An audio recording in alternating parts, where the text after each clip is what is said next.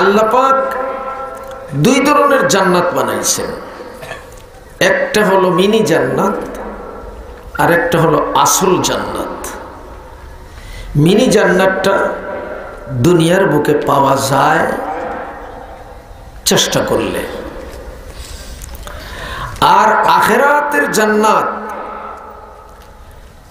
এটা এমন এক জীবনের জন্য যে জীবনের শুরু আছে শেষ নাই, আর এটা শুধুমাত্র মুমিন বান্দাদের জন্য। আর দুনিয়ার মিনি জান্নাতটা চাইলে পাওয়া যায়, এটা মুমিনের জন্য, কাফেরের জন্য, ইহুদির জন্য, নাসারার জন্য, মন্দ মানুষের জন্য, ভালো মানুষের জন্য। জোরে বলুন সুবহানাল্লাহ।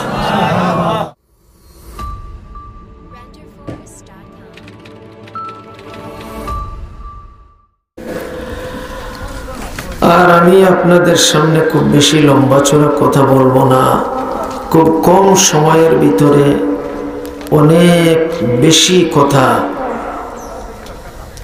ছোট্ট আকারে তুলে ধরে দোয়া করে নেব। আমার পরেও আরো একজন রয়েছেন, কদমতলের হুজুর রয়েছেন, কদম রসুলের। তো সেই বুজুর্গের জবান থেকেও কথা শোনা দরকার, যেহেতু দাওয়াতি মেহমান সবাই। আমি আগে জিজ্ঞেস করি, আমরা সকল জান্নাতে যাইতে চাই না অন্য কোথাও? জান্নাতে যাইতে চাই। অন্য কোথাও কেন বললাম? জাহান্নামের কথা কেন বললাম না? এখানে একটা বিশেষ কথা আছে। আল্লাহ পাক জাহান্নামের ব্যাখ্যা দিতে তেমন রাজি না, কিন্তু জান্নাতের খুব বেশি ব্যাখ্যা দিয়েছেন। জোরে বলুন সুবহানাল্লাহ। জাহান্নাম শুধু বুঝাইছেন খুব আযাবের ঘর, কঠিন আযাবের ঘর। আর নবীজি এটাকে ব্যাখ্যা করে অনেক অনেক বেশি, যা কোরআন বলার দরকার ছিল ওটা নবীজি বুঝিয়ে দিয়েছেন। জোরে বলুন সুবহানাল্লাহ। আর জান্নাতের ব্যাপারটা আল্লাহর নবীও বুঝাইছেন, আর আল্লাহ পাক নিজেও তার ব্যাখ্যা দিয়ে বুঝাইছেন। জোরে বলুন সুবহানাল্লাহ। যেমন একটা দলিল আমি আপনাদেরকে দিলে আপনারাও বুঝতে পারবেন। لا يستوي أصحاب النار وأصحاب الجنة أصحاب الجنة هم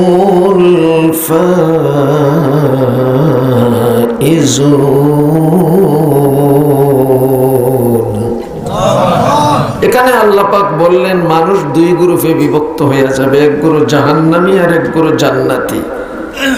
জান্নাতীদের ব্যাপারে বললেন জান্নাতি যারা তারা কামিয়াবি গ্রুপ, কিন্তু জাহান্নামীদেরকে তো অকামের গ্রুপ, কামিয়াবির গ্রুপ কোনোটাই বললেন না।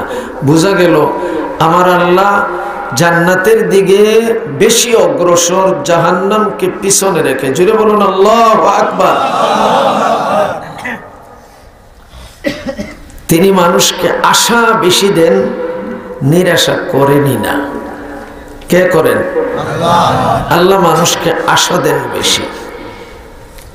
যেমন এক আয়াতে বলেছেন, ইয়া ইবাদিয়াল্লাযীনা আসরাফু আলা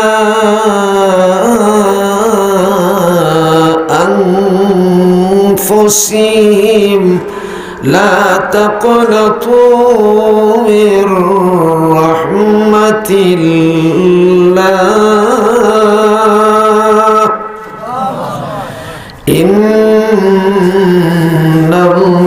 ইন্নাল্লাহা ইয়াগফিরুয-যুনুবা জামিআ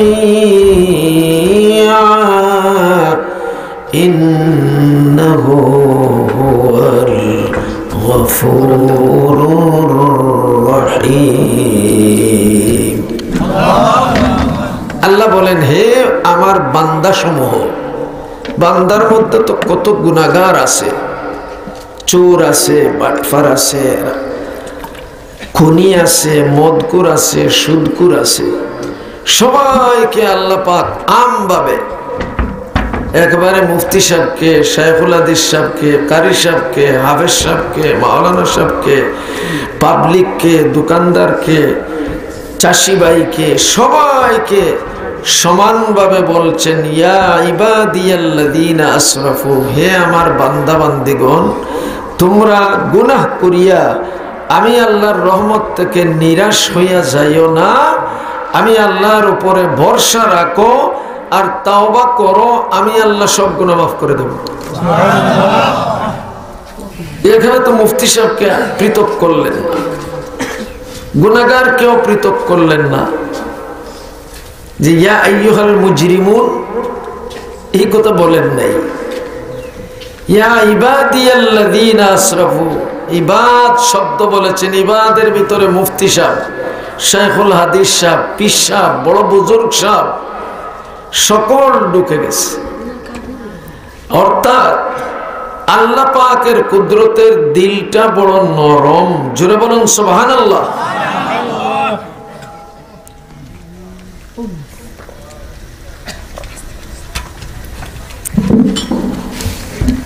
আমার আল্লাহ পাক আপনার আমার সকলের আল্লাহ। কথা ঠিক না বেটি? তিনি কারি সাহেবকে লক্ষ্য করে কথা বললেন না, বললেন আমভাবে। ঠিক তেমনি ভাবে কোরআনে হাকিমের বহু জায়গায় আল্লাহ পাক তার বড়ত্ব প্রকাশ করে একথা প্রমাণ করেছেন, আমি ছোটলোকি করে লাভ নাই, আমি আল্লাহ যেভাবে বড়, আমার ডাকটাও তেমনি হবে বড়। যেটা বলুন সুবহানাল্লাহ। সেখানে তিনি চিহ্নিত করে দোষী ব্যক্তিদেরকে বলতে পারতেন, হে দোষীরা, তোমরা আমার রহমতের ছায়াতল থেকে নিরাশ হইয়া ফিরে যাইও না, তোমরা ফিরত আসো, আমি তোমাদেরকে মাফ করে দেব, তোমরা আমার কাছে ক্ষমা চাও। এই কথা বলতে পারতেন। কিন্তু আমি যে আয়াত তিলাওয়াত করেছি, এই জায়গার মধ্যে আল্লাহ পাক মুমিন বান্দা বান্দির নাম নিয়েছেন আর বলছেন, আমি মুমিনদেরকে কামিয়াবি ঘোষণা করে দিলাম, তারা কামিয়াব হয়ে গেছে, আমি তাদেরকে জান্নাত দিয়ে দিছি। এখন মুমিন যারা, তারা কামিয়াবি পেয়েছে, তারা জান্নাত পেয়ে গেছে, আল্লাহর ঘোষণা। قد أفلح المؤمنون,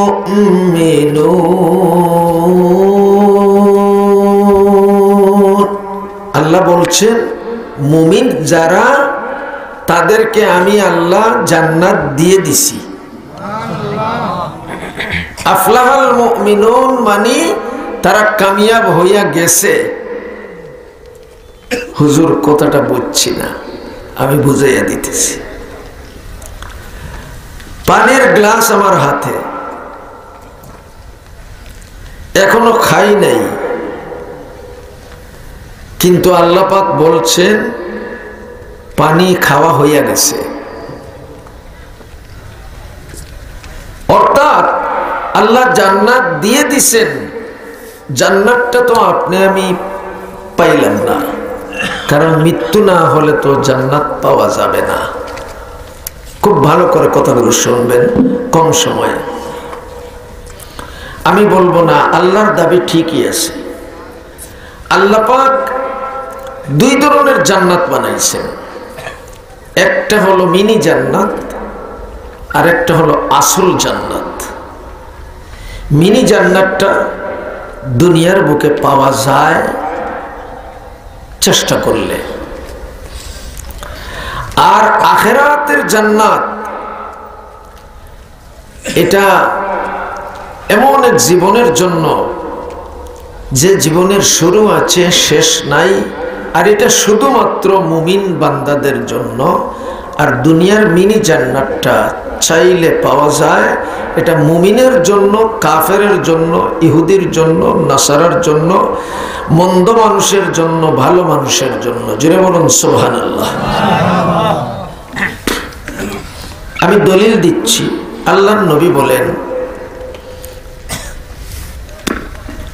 আর দুনিয়া সিজনুল মুমিন ও জান্নাতুল কাফির।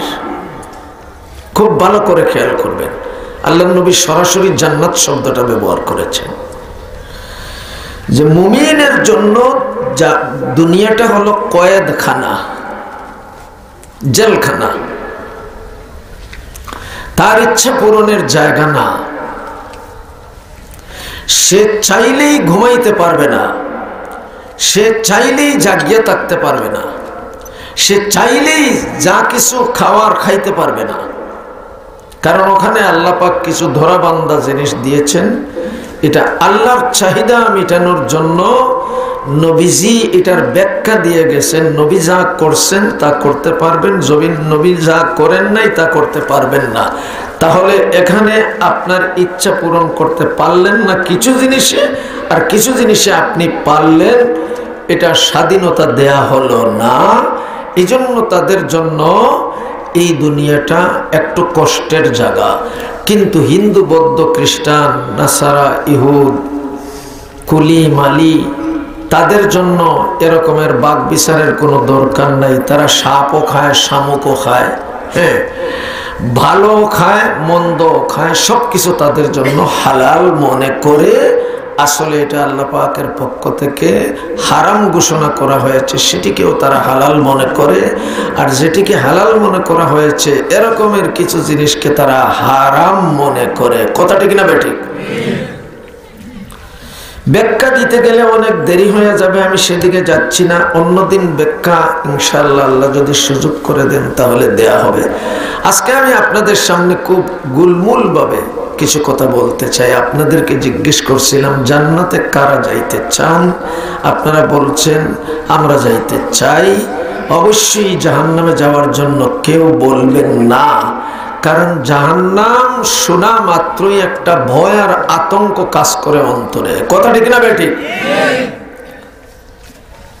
বলে ভাই আপনি জাহান্নামে যাইবেন না কেন? বলে না ভাই, জাহান্নাম অর্থ হইল সাপে কাটবে, গর্জন দিয়ে মারা হবে, এরপরে আগুনের কুণ্ডে ফেলা হবে, আর কত রকমের সাপ, বিচ্ছু, যত কষ্টদায়ক জিনিস আছে সবগুলো এসে সামনে হাজির হবে।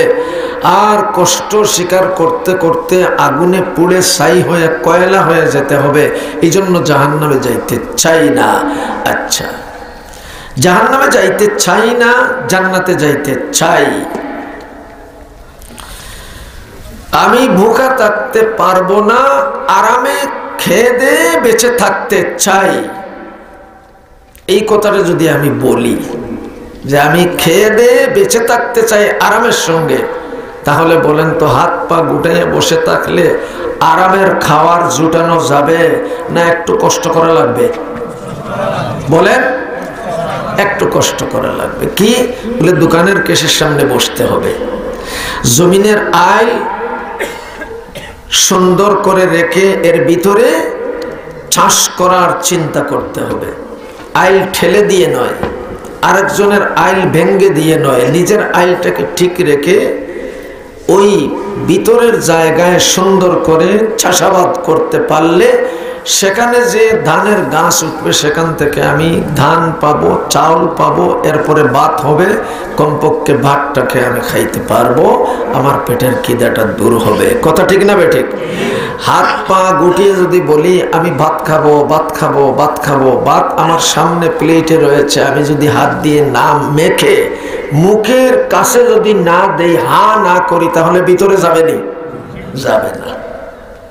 আমার ভাইদেরকে আমি অত্যন্ত সহজ সরল ভাষায় বোঝাবার চেষ্টায় লিপ্ত। আপনারাও সিলেটবাসীর অধিবাসী, আর আমিও সিলেটের একজন আপনাদেরই সন্তান, আপনাদের ভাই। আমি অত্যন্ত অত্যন্ত সহজ সরলভাবে আপনাদেরকে বুঝিয়ে দিতে চাচ্ছি যে কিছু জিনিস পাইতে হলে কিছু জিনিস দেয়া লাগে। কথা ঠিক না? মহান রব্বুল আলামিন আপনাকে আমাকে লক্ষ্য করে বলছেন মাত্র 7টি জিনিস আপনি আমি যদি করতে পারি, আল্লাহ পাক ওয়াদা দিছেন, জান্নাত দিয়ে দিছেন। ওয়াদা করছি কিন্তু পাইয়া গেছি। ওয়াদা দিছি, আমার আল্লাহ বলেন তাহলে তুমি ওয়াদা দিলেই আমি জান্নাত দিয়ে দিলাম। এখনো আমল করতে পারি নাই, আল্লাহ পাক বলেন বুঝে নাও আমি দিয়ে দিছি। কেমনে? বান্দা যদি তুমি প্রশ্ন করো আমি আল্লাহকে, আমি বলে দিতে পারি দুনিয়ার মধ্যেও একটা বাগান আছে, আরামের জায়গা আছে, তোমার মনের স্বাদ মিটাবার মতো কিছু জিনিসপত্র আছে, ফলের গাছ আছে, বাগান আছে, হাওর আছে, টিলা আছে, সব কিছু আয়োজন করে একটা বাগানের মতোই আমি করেছি, একটা জান্নাতের মতোই আমি করেছি। যদিও দুনিয়াটা মুমিন বান্দাবান্দির জন্য কয়েদখানা, কাফেরদের জন্য জান্নাতখানা, কিন্তু ওই জান্নাতখানার মধ্যে তুমি থাকিয়া অবশ্যই কিছু আরাম বুক করতেছ। কথা ঠিক না বেঠিক? দুনিয়ার কিছু আরাম আপনি আমি বুক করি কিনা? ঘুমাই তো শান্তিমতে নাক ডাকাইয়া ঘুমাই, কিন্তু কয়েদখানা যদি হইতো তাহলে তো ঘুমাইতেও পারতাম না। চতুর্দিকে শিকল থাকতো, আর শিকলের ধাক্কার চোটে মাঝখানে এদিক হইলেও আঘাত লাগতো, এদিক হইলেও আঘাত লাগতো, এদিক হইলেও আঘাত লাগতো, এদিক হইলেও আঘাত লাগতো। এটা হইতো জাহান্নাম। এরকম তো হচ্ছে না। সুন্দর বিছানা করে বালিশ নিয়ে আরামের সাথে নাক ডাকাইয়া ঘুমাইতে পারছি। কথা ঠিক না বেটি? তাহলে বোঝা গেল শুধু কাফেরদের জন্য আল্লাহ পাক জান্নাত বানান নাই, আপনি আল্লাহর হুকুম মানার জন্য চলতে ফিরতে উঠতে বসতে ওই কাফেরদের জন্য যদিও জান্নাত বানাইছেন, কিন্তু সেই জান্নাত থেকে আপনি আমিও অনেক জিনিস ব্যবহার করে চলছি। কথা ঠিক না বেটি? আমার আল্লাহ বলেন এই জান্নাত স্থায়ী জান্নাত নয়। দুনিয়ার জান্নাতটা মুমিনের জন্য কষ্টদায়ক, আর আখিরাতের জান্নাত কাফিরদের জন্য কষ্টদায়ক। দেখবে মুমিন বান্দাবান্দি জান্নাতে ঘোরাফেরা করতেছে ইচ্ছা আসাদিন, পর পুরুষের সঙ্গে পর নারীর সঙ্গে দাঁড়াইয়া দাঁড়াইয়া খাইতেছে, আর যত রকমের ফুর্তি আমোদ আছে সব করতে পারছে। দুনিয়াতে মানুষ যা করছে এই ব্যক্তি না করে বেঁচে আছে। এই সব জিনিস আখিরাতের ময়দানে আল্লাহর বানানো আখিরাতের জান্নাতে সে করতে পারবে। তার জন্য তখন হালাল হারাম যাচাই আর বাছাই করার চিন্তাও করতে হবে না। জোরে বলুন সুবহানাল্লাহ। ওখানে সব হালাল, সব হালাল। পর নারীর দিকেও তাকাইতে পারবেন, পর পুরুষের দিকেও তাকাইতে পারবেন। যদি দুনিয়ায় পর নারীর দিকে না তাকান, পর পুরুষের দিকে না তাকান, মদ না খান, হ্যাঁ ঘুষ না দেন, সুদ গ্রহণ না করেন, তাহলে ওই আখিরাতের ময়দানে আল্লাহ পাক এমন মদের বোতল আপনার সামনে দিবে, যে মদটা এত স্বাদের মদ যে দুনিয়ার মধ্যে মুখ লাগাইলে বেহুশ হইতে হয়, আর ওই মদে মুখ লাগাইলে লক্ষ বছর ঘুমাইতে হয়। শারাবান তাহুরা। ব্যাখ্যায় গেলে সময় চলে যাবে। আমি 7টি জিনিস বুঝাইতে 1 ঘন্টা এমনিতেই চলে যাবে। আমার পরে আর একজন বক্তা রয়েছে। দুস্থ বন্ধুগণ, বক্তার দিকেও লক্ষ্য করতে হবে, আপনাদের কষ্টের দিকেও লক্ষ্য করতে হবে। টাইম শর্ট করে কথা শেষ করতে হবে। আমরা জান্নাত কারা কারা চাই? আসল জান্নাত কারা কারা চাই? বলুন আল্লাহ। কারি সাহেব এখনো বলে নাই তোমার কোরআনের আয়াত পড়েছে, এর ভিতরেই 60টি আমলের কথা রয়েছে, 60টি আমল করলে নাকি তুমি জান্নাত দিবে। আল্লাহ আমরা হাত উঠাইয়া ওয়াদা করলাম 60টি জিনিসের উপর আমল করব, তুমি আমাদেরকে তৌফিক দিও আমল করার। বলো না আমিন। হাত নামা।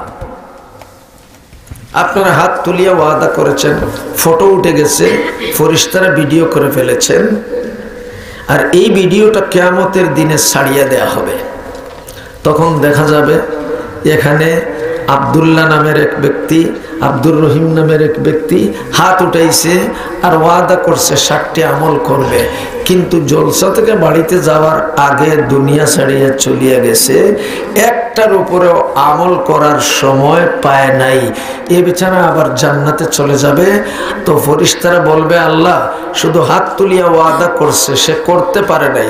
আমার আল্লাহ বলেন আমি তো এত দাতা আর দয়ালু, আমার বান্দা যখন হাত উঠাইয়া ওয়াদা করছে আর আমল করার সুযোগ পায় নাই, আমি আল্লাহ ধরে নিলাম আমল করে ফেলেছে। এই কথাটা এত ধ্রুব সত্য, যার কোনো মিসাল আমি আপনাদের সামনে পেশ করতে পারবো না। লম্বা চূড়া বক্তব্য আমি গুলমুল করে আপনাদেরকে বোঝাবার চেষ্টা করছি। আগে জানুন, মুমিনদেরকে লকব দিয়ে আল্লাহ বলছেন, খেতাব করে বলছেন মুমিনরা কামিয়াব হইয়া গেছে। মুমিনরা ছাড়া জান্নাতে যাইবে না, আর মুমিন ছাড়া আল্লাহ পাক জান্নাত দিবেন না। তো মুমিনের জন্য, মুমিন হওয়ার জন্য 5টি আমল করা দরকার, আর ওই মুমিন জান্নাত পাওয়ার জন্য 60টি আমল করা দরকার। জোরে বলুন সুবহানাল্লাহ। হাতে গনিয়া গনিয়া বলতেছি, ব্যাখ্যা করার সময় নাই। মুমিন হওয়ার জন্য, ভাই আপনি কে ভাই, পরিচয়টা দেন। বলে ভাই আমি মুমিন, আনা মুমিন, আনা মুসলিম, আমি মুমিন, আমি মুসলমান, পরিচয় দিলাম। আমার আল্লাহ বলেন মুমিন হওয়ার জন্য একটা শর্ত, সর্বপ্রথম হইল দুনিয়ার কোন শক্তির কাছে সে মাথা নত করতে পারবে না। ডোনাল্ড ট্রাম্পের বয়সে নাজায়েজ কাজ করতে পারবে না। মিস্টার মোদির বয়ে মোদির হুকুম মানতে পারবে না। কথা ঠিক না ঠিক? আমি আজকে গরম ওয়াজ দেব না, আপনাদেরকে আজকে ঠান্ডা থেকে গরম করতে পারবো না, সময় আমার হাতে নাই।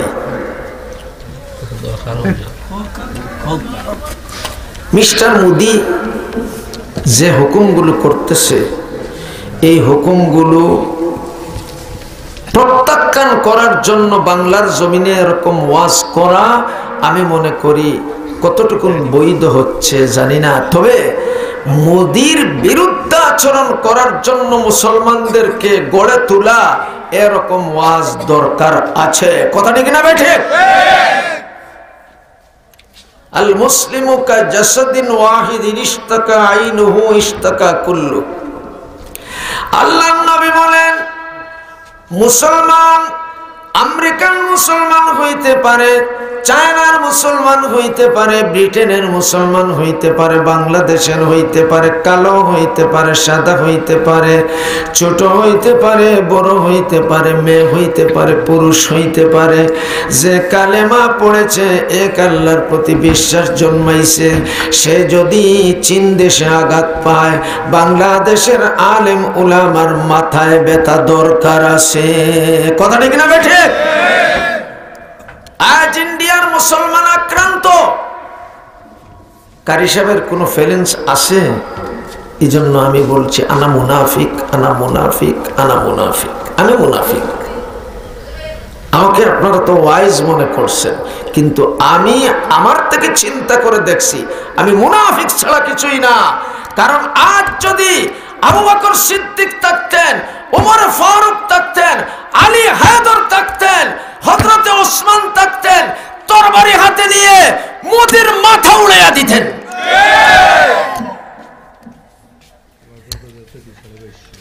দোস্ত বন্ধুগণ, আরব থেকে চলে আসতেন দ্রুত গতিতে, এসে ডাইরেক্ট ইন্ডিয়ার জমিনে নামতেন, আর নামিয়ে বলতেন হে মোদির বাচ্চা, কোথায় তুই লুকিয়ে আছিস? বাহির হয়ে যা। মুসলমানদের যুবতীদের পেটে হিন্দুদের বাচ্চা জন্মাবার হুকুম আল্লাহর জমিনে কোন মুসলমান বরদাস্ত করতে পারে না, পারে না, পারে না। আজকে মোদি সাহেব বলছে মুসলমান যুবতীদেরকে ধরো, দর্শন করো, আর তার পেটে আমাদের হিন্দুদের বাচ্চা জন্মাও।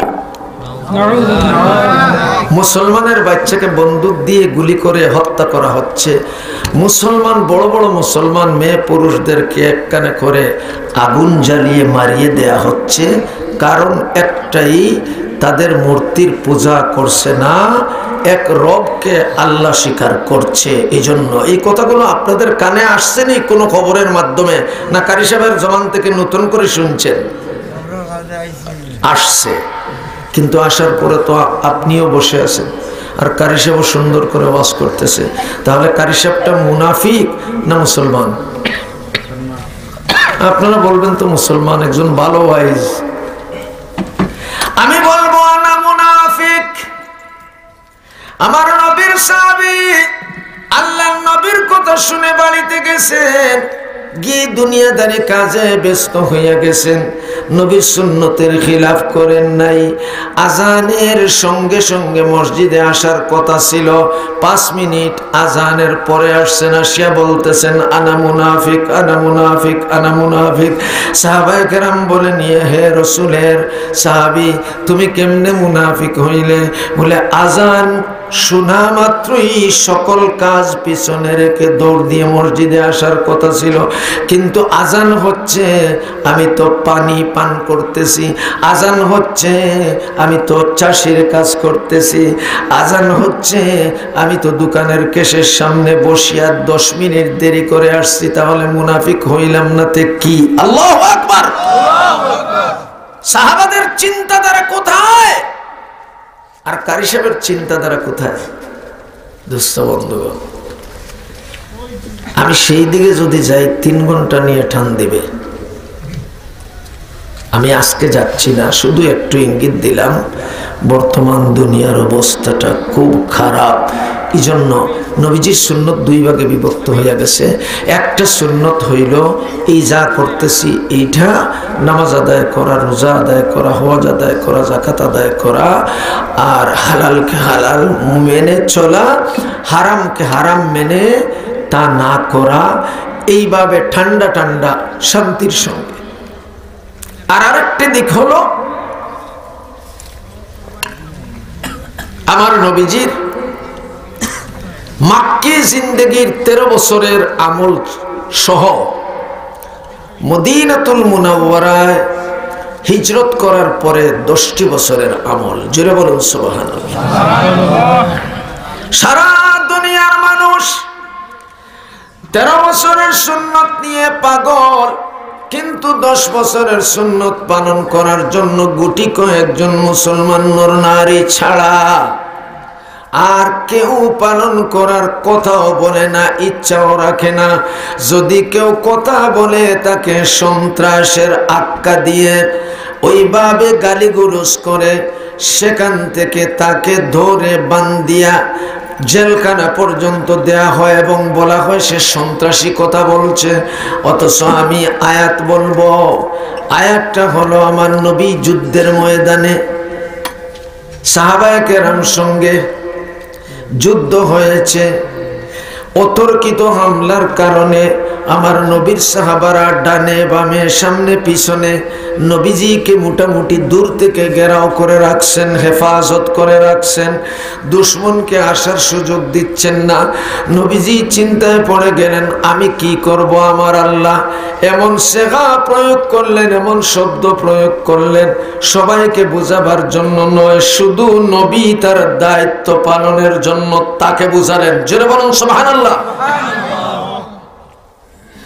ফাকাতিল, কাতিল, কাতালা ইউকাতিলু সিগা, আরবি গ্রামার।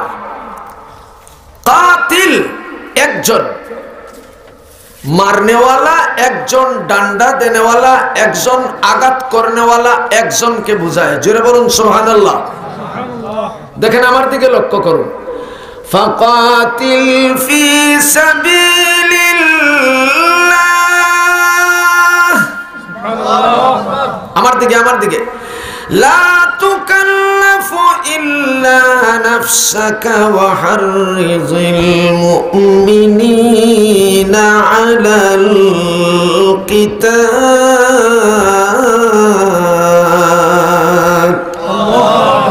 আমার নবীকে আল্লাহ বলতেছেন, ও নবী আপনি চিন্তা করবেন কেন? আপনি কোনো চিন্তা করতে পারবেন না। আপনি একা একা দাঁড়িয়ে যুদ্ধের কাজ চালিয়ে যাইতে হবে প্রয়োজনে। জোরে বলুন সুবহানাল্লাহ। আপনাকে যদি আমি বলি, আপনি যদি আমাকে বলেন, তাহলে আমি বলবো আমি একা পারবো কেমনে? কথা ঠিক না বেঠিক? আমি একা না, আমার সাথে আল্লাহ আছেন। আপনারা খেয়াল করে কথাগুলো শুনছেন না মনে হয়। আমি একা না, আল্লাহ আরেকজন আছেন। আপনি একা না, আপনার সাথে আরো একজন আছে, তিনি নাম কি? তার নাম কি? আল্লাহ। আল্লাহ শক্তিশালী না খুব কমজোর? আল্লাহু আকবার। আল্লাহ সবচেয়ে বড়, সবচেয়ে মর্যাদাশীল, সবচেয়ে পবিত্র, সবচেয়ে শক্তিশালী। কথা ঠিক না ঠিক? সারা দুনিয়াতে যত রাষ্ট্র আছে, সকল রাষ্ট্রের যত অস্ত্র আছে, যত গান আছে, যত বন্দুক আছে, যত কামান আছে, যত যুদ্ধ বিমান আছে, সব ট্যাঙ্ক টুং সহ সব সাজাইয়া গুলি মারা যদি শুরু হয়ে যায়, আর আমার আল্লাহ যদি আসমান থেকে একটা শব্দ করেন, তাহলে সমস্ত গোলা বারুদ উড়ে যাবে। রবের গোলা বারুদ উড়ানো যাবে না, যাবে না, যাবে না। আসমান থেকে কিছু পড়েনি, এটার নাম কি? বাজ। আমরা বলি এটার নাম বাজ। বাজের মোকাবেলা কেউ করতে পারেনি। হ্যাঁ, মনে হয় আমেরিকার শক্তি আটকাইতে পারে, মোদী সরকারের শক্তি আটকাইতে পারে? পারেন। আল্লাহর কত গোপন গোপন শক্তি, সেইগুলি বলার সময় আমার হাতে এখন সময় নেই। দেখেন বক্তা আসে হাজির, যদিও বক্তা শুনতেছে, কিন্তু আমার তো খেয়াল রাখা দরকার। কথা ঠিক না বেঠিক? দুষ্ট বন্ধুগণ, আমার আল্লাহ বলেন মুমিন বান্দার জন্য এক নম্বরে প্রয়োজন তার বিশ্বাস থাকবে এবং ভয় থাকবে আমি আল্লাহর জন্য। মোদী সরকারের কথার জন্য সে ভয় পাইতে পারে না, আমেরিকা সরকারের কারণে সে ভয় পাইতে পারে না, রেপসিতা বন্দুক ধরছে তার বুকের উপরে এই জন্য ভয় পাইতে পারে না, বাঘ বল্লুক এসে তার সামনে দাঁড়াইছে এই জন্য ভয় পাইতে পারে না, অন্ধকারাচ্ছন্ন হয়ে গেছে সারা পৃথিবী এই জন্য ভয় পাইতে পারে না। কোন জিনিস আমার বান্দার অন্তরের মধ্যে দুলা দিতে পারে না, ভয় ঢুকাইয়া দিতে পারে না। কিন্তু আমি রবের নামটা যখন শুনে, তখন তার অন্তরের মধ্যে ভয়ে কাঁপতে থাকে এবং সে একমাত্র আমি রব ছাড়া কাহারও কাছে মাথা নত করতে চায় না। লা ইলাহা ইল্লাল্লাহ। এবার বুঝাইতে পারছি? এবার বুঝাইতে পারছি? হাত নাড়িয়া বুঝাইতে পারছি? এটা হলো এক নম্বরের গুণ। কার জন্য? মুমিনের জন্য। দুই নম্বরের গুণটা কি দেখুন তো, এটার নাম কি বলেন? এটার নাম কি? কোরআনে কারীম। কোরআনে কারীম তিলাওয়াত করা হয়, কোরআনে কারীম শোনা হয়, ভালো লাগে না খারাপ লাগে? সাবিনা ইয়াসমিনের গানও তো ভালো লাগে, ফেরদৌসী রহমানের গানও তো ভালো লাগে। হুজুরে এত নাম পায় কেমনে শিল্পীদের? এই ইতিহাস বললে অনেক লম্বা। আমি 18 বছর 17-18 বছর বয়স যখন, তখন তারা যে বিভাগে কাজ করে আমি এর উল্টা বিভাগে একই অফিসে কাজ করি। বাংলাদেশ বেতারে আমি কাজ করি। 16 বছর বয়সে দরগা মাদ্রাসার ছাত্র। আগের মুফতি সাহেব যিনি ওয়াজ করে গেছেন তিনিও জানতেন আমি ওখানে রেডিওতে ভাষ্যকার হিসাবে, এই ছোট্ট বাচ্চা রেডিওর ভাষ্যকার হিসাবে কাজ করে গেছি দীর্ঘ 4.5 বছর। এরপরে তারা যখন আমার কথাগুলো সহ্য করতে পারে নাই, যে কোরআন এবং সুন্নাহ ভিত্তিক বেটা বলছে, এইগুলি তো আমরা চাচ্ছি না, আমরা তো চাচ্ছি আমাদের মনোরঞ্জন করে কথা বলবে। এখন কারি সাহেব তো আমাদের মনোরঞ্জন করছে না, দাও পরে এখান থেকে ঢাকায় পাঠিয়ে, ঢাকায় যাইতেও পারবে না, চাকরিচ্যুত হইয়া যাবে। আমি পরোয়া করি নাই, তোমার রেডিওর চাকরি আমাকে বাদ দেয় না, আমি তোমার গোলাম নয়, আমি তো এক সত্তার গোলাম, একজনের চাকরি করি। কথা ঠিক না ভাই? ঠিক। সরকারি দুইটা চাকরি আমি নিজে ছেড়েছি। একটা মাস্টারি স্কুলে পড়ানো, তখন ছাত্র, আবার আমি স্কুলের মাস্টারও। প্রাইমারি স্কুলের আম্বরখানা নূরজাহান পলিক্লিনিকের সঙ্গের প্রাইমারি স্কুলের মাস্টারও ছিলাম, আবার ছাত্রও ছিলাম দরগা মাদ্রাসার, আবার রেডিওর ভাষ্যকার, এইসব কাজ চালাইয়া যাইতাম। আজকে সেই কথাগুলো আমি ব্যাখ্যা দিয়ে বলার আমার সামনে সময় নেই, এই জন্য গুলমুল করে ছোট্ট করে মাত্র 10 মিনিটের ভিতরে আমার কথাগুলো শেষ করার চেষ্টা করব। আপনারা মনোযোগ সহকারে কথাগুলো শুনবেন। 1 নম্বরে মুমিন হওয়ার জন্য শর্ত হলো আল্লাহ ছাড়া দুনিয়ার কোন শক্তিকে ডরাইতে নাই, ভয় পাইতে নাই। হাত উঠাইয়া বলুন, আল্লাহ ছাড়া কাউকে ভয় করি না। হাত নাচাইয়া, হাত নামান। সত্যি যদি কাউকে ভয় না করেন তাহলে আপনি পাক্কা মুমিন। আল্লাহ বলছেন, আমি না। 2 নম্বরে, যত সুন্দর কণ্ঠের অধিকারী হোক না কেন, সাবিনা ইয়াসমিন, ফেরদাউসি রহমান, আব্দুল আলিম, আব্বাস উদ্দিন, তাদের কথাগুলো ডুলডফকি করতালের সঙ্গে মিলানো আছে, এজন্য হারাম। এই কথাগুলো আমরা মানতে পারি না। আমরা মানব কোরআন পাঠের আওয়াজ করা এবং কোরআন পাঠের আওয়াজ দেয়া শোনা, ওই দুটি কাজ আমাদের কাছে পছন্দের। হাত উঠাইয়া মাশাআল্লাহ করব তো ইনশাআল্লাহ। হাত নামান। মুমিন হওয়ার জন্য শর্ত 2 নাম্বার।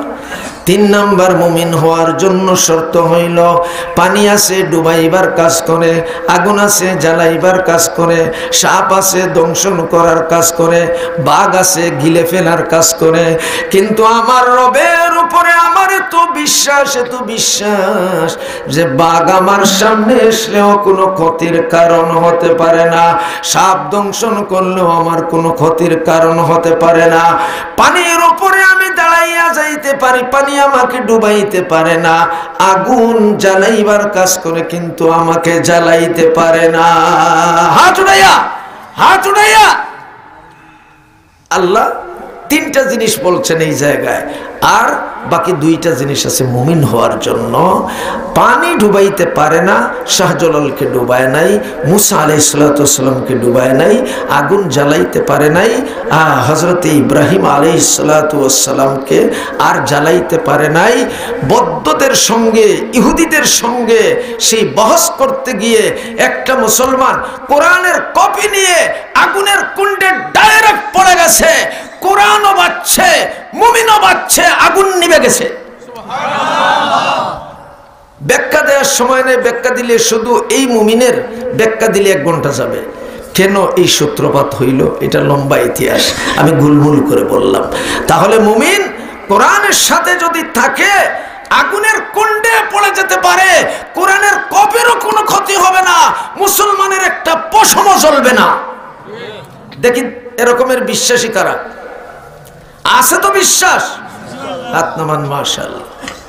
আমার আল্লাহ বলেন ওয়ায়ুকিমুনাস সালাহ, মুয়াজ্জিন আযান দিছে, এবার পানি খাওয়ার কাজ বাদ, দোকানের কেশে বসা বাদ, অন্যান্য কাজকর্ম বাদ। এবার চিন্তা হবে কত আগে আমি মসজিদের সফে বসে জিকরুল্লাহর মধ্যে লিপ্ত হইয়া যাব, ইমাম সাহেব আসবে, জামাতের সময় হয়ে যাবে, তাকবীরে উলার সাথে নামাজ আদায় করব জামাতে। রাজি আসেনি? রাজি আছি? মাশাআল্লাহ। হইল 4 নাম্বার।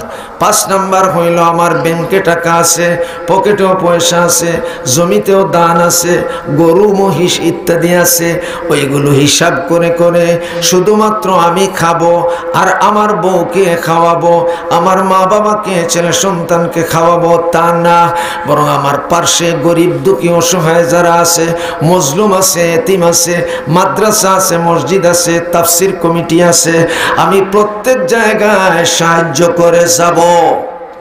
হাত উঠাইয়া খুব গুলমুল করে বললাম, লম্বা করার সময় নাই, এক একটার ব্যাখ্যা দিতে 1 ঘন্টার দরকার, কিন্তু আমি খুব গুলমুল করে এবার 5টা জিনিস আমরা করার নিয়ত করেছি। কথা ঠিক না বেঠিক? এবার আল্লাহ কি বলেন? উলাইকা হুমুল মুমিনুনা হাক্কা।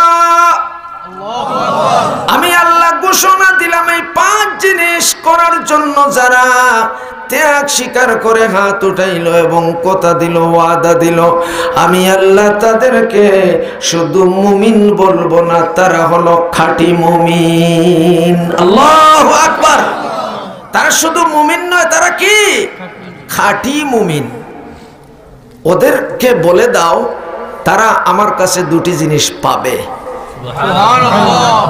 লাহুম দারাজাতুন ইনদা রাব্বিহিম ওয়া মাগফিরাতুন ওয়া রিজকুন কারীম। আমার আল্লাহ বলেন 2টি জিনিস তারা পাবে। একটা হলো তাদের জীবনের যত গুনাহ আছে তার থেকে মুক্তি পাইয়া যাওয়া। জোরে বলেন সুবহানাল্লাহ। জীবনের সকল মুক্তি, সকল গুনাহ থেকে মুক্তি চাইতে কারা রাজি? সকল গুনাহ থেকে, একেবারে শিরক বিদআত ছোট বড় সব ধরনের চুরি বাটফারি সব ধরনের গুনাহ থেকে মুক্তি পাওয়ার জন্য হাত উঠাইছি। বলুন তো আল্লাহ যে 5টি কথা কারি সাহেব বলল, 5টি জিনিসের উপর আমল করার তৌফিক দাও। বলুন আমিন। আপনাদেরকে হাত উঠাইয়া আল্লাহর কাছে শাহিদ বানাচ্ছি। কিয়ামতের দিন আল্লাহ পাক হাত উঠানো দেখবে, আল্লাহর দয়া লাগবে। আল্লাহ বলবেন কিছু গুনাহ আছে, কিন্তু ওই যে আমার বান্দার হাতটা উঠানো দেখতেছি, নিয়ত করছিল, একটু হেলামি করেছে, যা আমি দয়াবান মাফ করে দিলাম। সুবহানাল্লাহ। আল্লাহ পারে কি পারে না? এই জন্য হাত উঠাইলাম, কষ্ট করাইলাম আপনাদেরকে। আমার আল্লাহ বলেন ওরা খাঁটি মুমিন।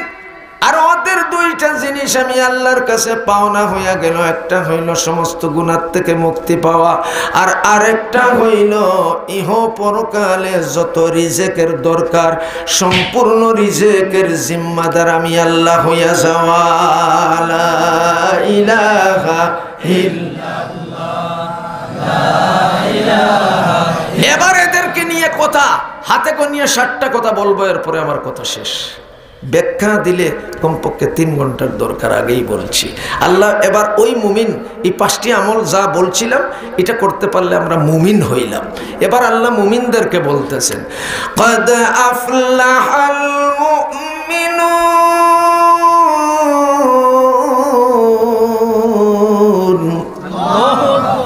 মুমিনরা কামিয়াব হইয়া গেছে, জান্নাত পাইয়া গেছে। কিভাবে? الذين هم في صلاتهم خاشعون।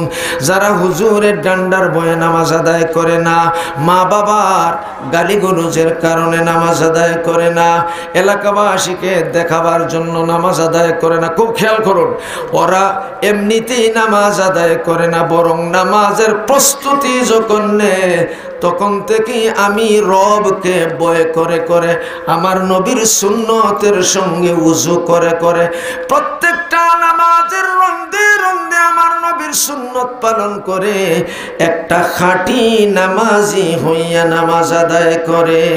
পারবো তো ইনশাআল্লাহ? আমি হাত তুলাতুলি করছি, আপনাদেরকে আজকে একটু কষ্ট দেব। 1 নম্বরে নামাজ আদায় করব কার জন্য? কার জন্য? হাত নামান। 2 নম্বরে বেকার মোবাইল টিভি বাদ দিয়ে দেব, বেকার কাজ বাদ দিয়ে দেব, বেকার গ্লাস লড়ানো, এখান থেকে এখানে, এখান থেকে ওখানে, ওখান থেকে এখানে। বেকার কাজের ফিরিস্ট বানাইবেন আপনি, আমি বানাইয়া দিতে পারবো না, সময় হাতে নাই। বেকার কাজের ফিরিস্ট বানাইয়া বেকার যত কাজ আছে সব কাজ বাদ দিবে আমার বান্দা। তার জন্য আমি জান্নাতুল ফিরদাউস রেডি রাখছি। দেখি বেকার কাজ ছাড়বো, বেকার কাজ ছাড়বো, বলুন ইনশাআল্লাহ। হাত নামান। 3 নম্বরে আমার আল্লাহ বলেন যাকাত আদায় করবে, শারীরিক যাকাত, মালি যাকাত। শারীরিক যাকাত আদায় করবে, ওয়াজ মাহফিল হইলে আসিয়া শুনবে, নয়তো বলবে। আর ওয়াজ মাহফিল থেকেই জামাত কায়েম করবে। দিনের যত শোভা আছে সব শোভায় নিজের শরীর দিয়ে কাজ করবে। আর টাকা পয়সার ব্যাপারে যাকাত যেরকমের দেওয়ার দরকার আছে ওইভাবে দেবে। রাজি আছে ইনশাআল্লাহ? মাশাআল্লাহ। হইল 3 নাম্বার। এবার আমার আল্লাহ বলেন আমার বান্দা রাস্তা দিয়ে হেঁটে যাচ্ছে, আমি চোখ দিয়েছি, একটা সুন্দর নারী দেখছে, একটা সুন্দর পুরুষ দেখছেন।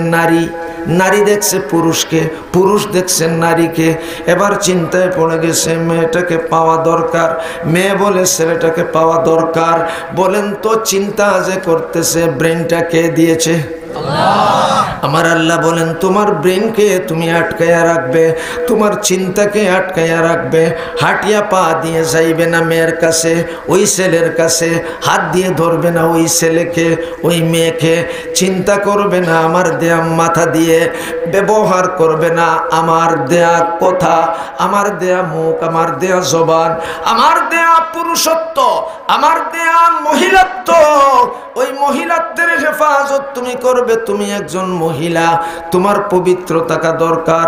তোমার নির্দিষ্ট স্বামী আছে, ওই স্বামীর সাথে তুমি ফুর্তি আমোদ করতে পারো, আমি আল্লাহ খুশি।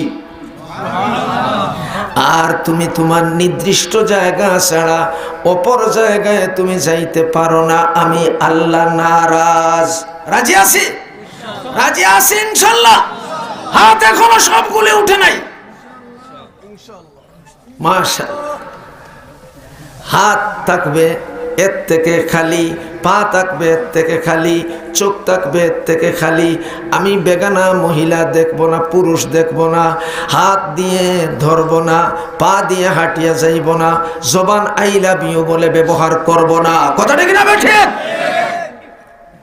বলিনি? কাছে গিয়ে আপনি আই লাভ ইউ। তোমার বউকে বলো আই লাভ ইউ, সব হবে, সব হবে, আযাব হবে না। আল্লাহু আকবার। তোমার মাকে বলো আই লাভ ইউ, আম্মু তোমাকে আমি সবচেয়ে ভালোবাসি। বলো আই লাভ ইউ আল্লাহ, তোরে আমি ভালোবাসি। ভালোবাসি কারে? ভালোবাসি কারে? নবী রে। ভালোবাসি কারে? কোরআন রে। ভালোবাসি ইসলাম রে। কথা ঠিক না বেটি? তুমি পরের একটা মেয়েকে পাইলা, রাস্তায় গিয়ে কানের কাছে বললা আই লাভ ইউ। মেয়ের মতো মেয়ে যদি হয় একটা লাত্তি দিয়ে তোমার 2 শাড়ির দাঁত ভেঙে চুরমার করে দিবে। কথা ঠিক না বেটি?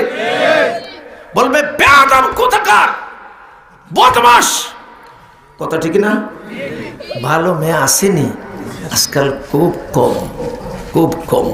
অহরহ হাত ধরে ধরে হাঁটাহাঁটি হয়। পার্কেও দেখা যায় বসা, স্টলেও দেখা যায় বসা, জাহাজেও বসা, লঞ্চেও বসা। আই লাভ ইউ দেশই হয়ে গেছে। কথা ঠিক না বেটি? এখন যত লাভ দেখাইতে পারবেন ততই ভালো, আর লাভের উল্টা বললে আপনি সন্ত্রাস। কথা ঠিক না বেটি? এই জন্য কথা আর বাড়াচ্ছি না, আমার 10 মিনিট শেষ হয়ে গেছে, এখন উপরে চলে যাচ্ছে। 3টা কথা বাকি। এই কথা বলে আমি হুজুরের হাতে মাইক দিয়ে দেব।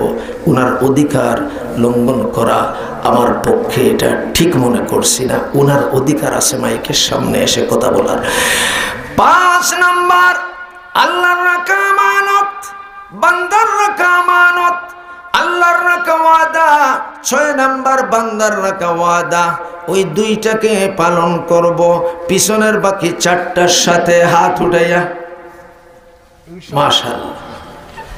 7 নম্বর হলো মসজিদের হেফাজত করব, মাদ্রাসার হেফাজত করব, মুসলমানের হেফাজতের কাজ করে যাব, 5 ওয়াক্তের নামাজের হেফাজতের কাজ করব, জামাত আদায় করিয়া মুয়াজ্জিনের আজানের সঙ্গে সঙ্গে মসজিদে হাজিরা দিয়া, আর সালাতুল আওয়াবিনের হেফাজত করব, আর চাশতের নামাজের হেফাজত করব, আর তাহাজ্জুদ নামাজের হেফাজত করব।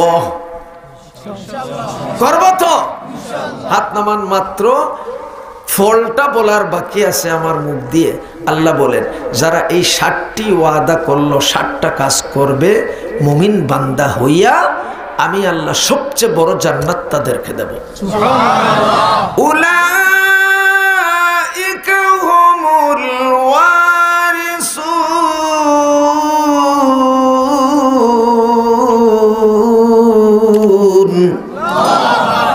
মানুষ মরলে ছেলে সন্তান ওয়ারিশ হয় কিসের?